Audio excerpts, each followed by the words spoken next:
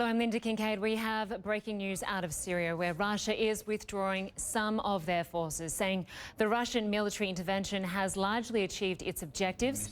That's what Russian state media are reporting. You can see the president of Russia, Vladimir Putin, there making that announcement. Now, the troops are meant to begin withdrawing on Tuesday.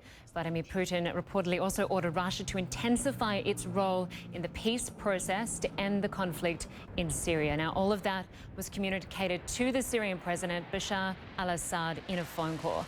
CNN contributor Michael Weiss is on the line with us from New York. He is a fellow at the Institute of Modern Russia. Firstly, your reaction to this news?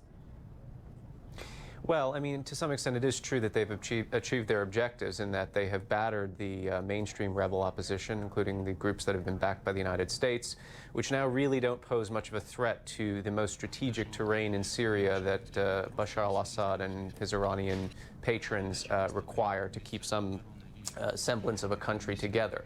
So he could very well just be saying, you know, mission accomplished and we don't have to go all in now, particularly as the United States, as Nick Payton-Walsh mentioned in your earlier segment, has more or less acceded to some of the central Russian preconditions or demands for return to the negotiating table, namely, and most starkly, the immediate ouster of Bashar al-Assad is no longer required.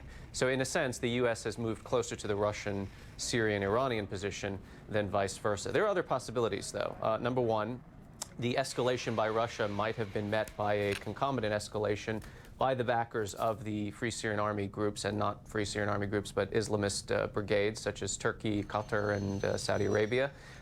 As an analyst, I have to be honest, I have not seen too much new material pouring into the hands of rebels, including the Tau anti-tank missile. In fact, the Taus seem to have dried up. There's very minimal presence of them on the ground, although they have been used reportedly to kill some Russian servicemen, including the rescue pilot of a helicopter that was meant to retrieve the pilot who wasn't shot down, but who ejected from that Sukhoi jet that the Turks shot out of the sky last November. So this could be a way of Russia sort of responding to not a quagmire per se, but a more intense resistance than they had anticipated.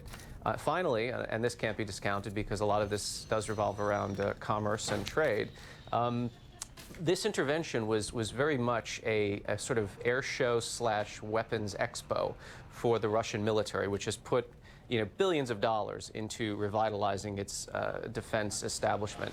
And this could very well be kind of, the show is over. Now it's time to sign all these lucrative and juicy weapons contracts with, all these bidders who are going to come and want to buy Russian land-to-land missiles and these new attack jets and helicopters that have been, put into the field.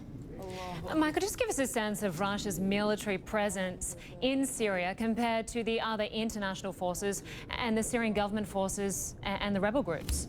What sort of size are we talking about? Well, so they've got, by best count, there's a very good piece in the website War on the Rocks that tries to take an inventory of the kind of hardware that the Russians have deployed. There's over 30 fixed-wing fighter jets, including some old Soviet model planes, but some of the latest, most up-to-date, state-of-the-art weaponry that they have manufactured. You've also got, attack helicopters, some of which have been targeted, and I think maybe one has been shot down by Syrian rebels. But actually, I mean, if you compare what the Russians have deployed to say, the coalition, it's still a minimal presence. I mean, they've created for themselves a forward operating base in Latakia. They've repurposed a major international airport, actually, into essentially a Russian airfield, a very sizable and significant one for that part of the world. I mean, giving the Russians a very entrenched military presence on the Mediterranean.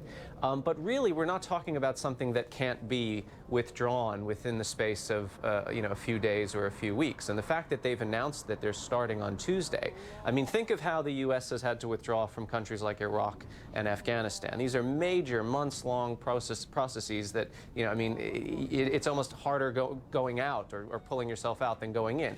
Such is not the case here. Most of this is air power. It is true that you have Russian special forces and Russian intelligence officers quote-unquote embedding with Syrian regime infantry and also Iranian-built militia groups. There have been some reports that Russians have engaged in direct combat and operations, although those reports remain sketchy. But this isn't a very difficult thing for them to do. If they want out of Syria, they can be well out of it within, as I say, a couple of days or weeks. Michael, Russia, of course, has allies in some of the other countries that are also fighting this war in Syria. Do you think Russia, going forward, will still use its power and work with those, probably, you know, obviously their troops won't be there, but they will work through their allies on the ground and still play a role in Syria?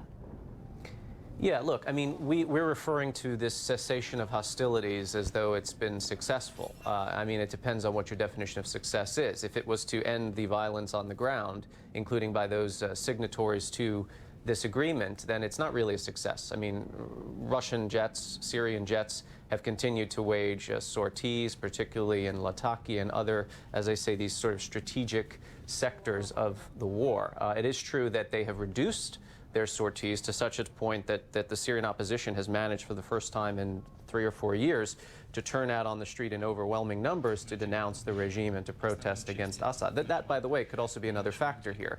Part of the goal in waging this scorched earth campaign for 5 years was to so demoralize and destroy the resolve of the Syrian revolution that this sort of reblossoming, if you like, of the original 2011 protest against the regime in Damascus can have convinced Putin and the Kremlin, and indeed some elements of the Syrian government and the Iranian government, that, you know what, we have failed. We haven't destroyed the will of the people after all, and this is going to be a much harder lift for us unless we return to some kind of negotiation. And whether that culminates in the carve-up of Syria, this is something, by the way, the Plan B that has been mooted, which was conceived in part by Phil Gordon. He was one of the former top advisors on the Middle East to President Obama.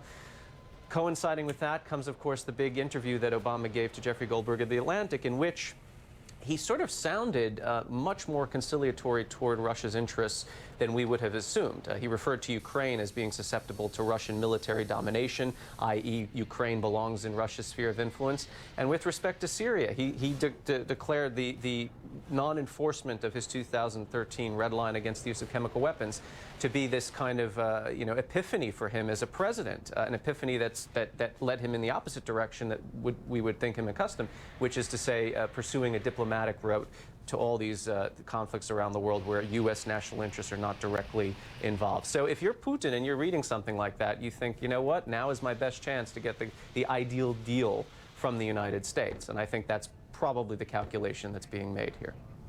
Russia has provided enormous support to the Assad regime troops to help them take back territory. With Russia out of the picture, will the Assad forces be able to hold on to that territory? Well, I just want to underscore this. You know, we're already talking as if Russia is out of the picture, and it's very important to parse the language here. They said that Putin has announced, and this is again being filtered through state media organs, which are hardly reliable and disseminate propaganda and disinformation all the time.